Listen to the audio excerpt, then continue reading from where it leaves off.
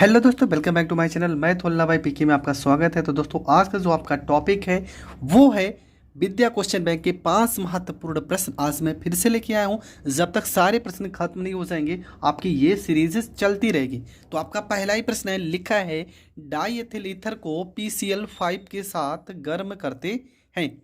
ठीक है, प्रश्न है आपका डाई एथिल ईथर। तो सबसे पहली चीज़ आपको डाई एथिल ईथर का अणु सूत्र पता होना चाहिए। तो क्या होता है, तो ये होता है आपका C2। ठीक है, C2H5 और यहाँ पे O, और फिर से आपको लिखना है C2H यहाँ पे 5 प्लस में किसके साथ गर्म करना है, PCl यहाँ पे 5 के साथ आपको क्रिया कराना है। तो होता क्या है, मैं इस रिएक्शन का ट्रिक बताने जा रहा हूँ। बहुत ही सरल तरीका है। देखो PCl5, Cl कितना है 5 बार, एक Cl इसके साथ, एक Cl इसके साथ, कितने Cl हो गए, 2 हो गए ना। बचा आपका PO और Cl3। तो देखो C2H5 कितनी बार लिखा है, 2। तो यहाँ पे लिख सकते हैं 2, यहाँ पे C2, यहाँ पे H5 और Cl, देखो 2 लोग हैं ना, तो यहाँ पे Cl लगा देंगे। अब यहाँ 2 से गुणा हुआ, ये तो एडजस्ट हो चुका है। बचा आपका क्या, प्लस, यहाँ पे P लिखा है तो यहाँ पे P लिखेंगे, यहाँ O लिखा है तो यहाँ पर O लिखेंगे, Cl यहाँ पे 3 लिखेंगे, POCl3। ये आपका बन जाएगा। तो इसका नाम क्या हो जाएगा, इसका नाम हम पढ़ेंगे। ठीक है, इसका नाम क्या है, तो इसका नाम है फास्फोरस। ठीक है, नाम आप ज़रूर लिख लेना। हर एक अणु सूत्र का आपको नाम पता होना चाहिए। फास्फोरस पेंटाक्लोराइड इसका नाम है, पेंटाक्लोराइड इसका नाम है। ठीक है, फास्फोरस पेंटाक्लोराइड। इसका नाम क्या है, डाई एथिल ईथर ऊपर लिखा है। इसका नाम क्या है, एथिल क्लोराइड। ठीक है, इसका नाम हो जाएगा एथिल और Cl से आपका हो जाएगा क्लोराइड।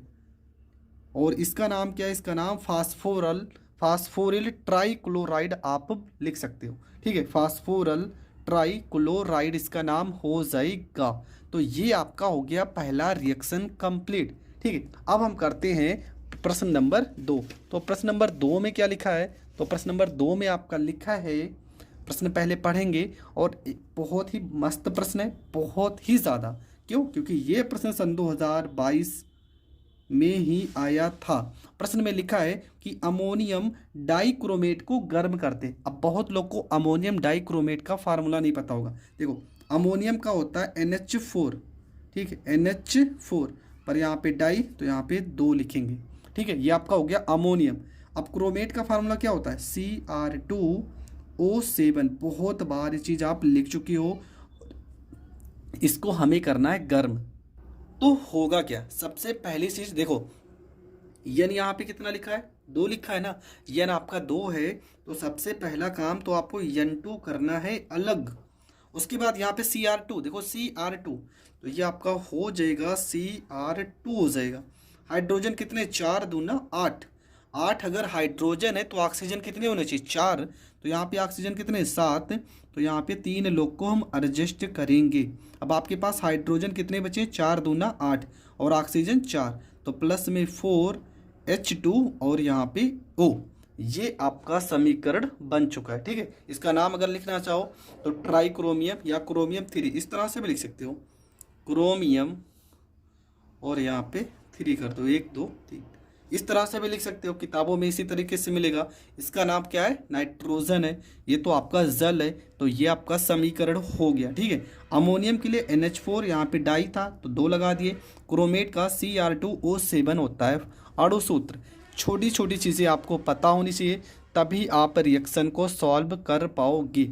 अगला जो रिएक्शन है, क्या लिखा है, सीधा सा रिएक्शन है। लिखा है कि सोडियम एजाइड।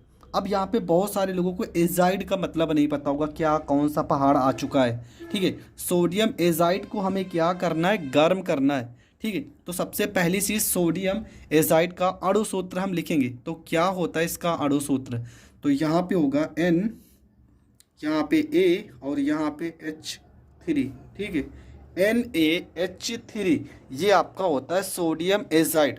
ठीक है, NaH3, यहाँ पे H कितना है, H यहाँ पे आपका 3 है। ठीक है, पहली बात तो Na आपका अलग हो जाएगा, Na आपका अलग हो जाएगा। और प्लस में आपका जो बचेगा, क्या बचेगा, ठीक है, Na आपका अलग हो जाएगा NaN3 और एच यहाँ पे आपका कितना, यहाँ पे 3H है ना, अगर 3H है तो आपका बनेगा क्या, सोडियम के लिए Na एजाइड का अणु सूत्र होगा N3। ठीक है, यहाँ पे थोड़ा सा मुझे कन्फ्यूज़न हो रहा है, इसको सूत्र को हम देख लेते हैं पहले। तो इसका अणु सूत्र यहाँ पे मुझे कन्फ्यूज़न हो रहा था, NaN3 होता है। ठीक है, तो N2 मतलब नाइट्रोजन गैस आपका जो होगा वो अलग हो जाएगा, पर यहाँ पे N कितने हैं, 3, तो यहाँ पे 3 से गुणा करेंगे क्या हो जाएगा, 3 दूना 6, तो यहाँ पे कर देंगे 2 से गुणा, तो यहाँ पर भी 2 से गुणा करना पड़ेगा। ये NaN3, ठीक है, ये होता है सोडियम एजाइड। सोडियम एजाइड को अगर हम गर्म करते हैं तो पहला चीज़ तो आपका नाइट्रोजन गैस निकलेगा, क्या निकलेगा, नाइट्रोजन गैस, और दूसरी चीज़ आपका सोडियम अलग होगा। ठीक है, ये हो गया आपका रिएक्शन कंप्लीट। तो ये आपका हो गया प्रश्न नंबर 3। आपका जो अगला रिएक्शन है वो है प्रश्न नंबर 4, और इसमें लिखा है कि सल्फर को सांद्र नाइट्रिक अम्ल के साथ गर्म करते। ठीक है, क्या है आपका सल्फर, तो सल्फर का क्या होगा, यस होगा, प्लस में सांद्र नाइट्रिक अम्ल, और नाइट्रिक अम्ल का क्या होगा, HNO3 के साथ हमें क्या करना है, के साथ हमें गर्म करना है। और ये रिएक्शन हमने जब भी सल्फ्यूरिक अम्ल की विधि पढ़ाया होगा तो ये रिएक्शन मैंने ज़रूर बताया होगा। होता क्या है, सबसे पहला काम तो सल्फ्यूरिक अम्ल यहाँ से निकलेगा, H2SO4 ये तो पक्का यहाँ से निकलेगा। ठीक है, उसके बाद अब हम समीकरण को संतुलित करते हैं। देखेंगे H यहाँ पे कितने हैं, 2, और यस O कितना है, 4। अब O4 कौन सी कंडीशन में आ सकता है, आप ये आपको सोचना है। O कितने, O आपका आना चाहिए 4।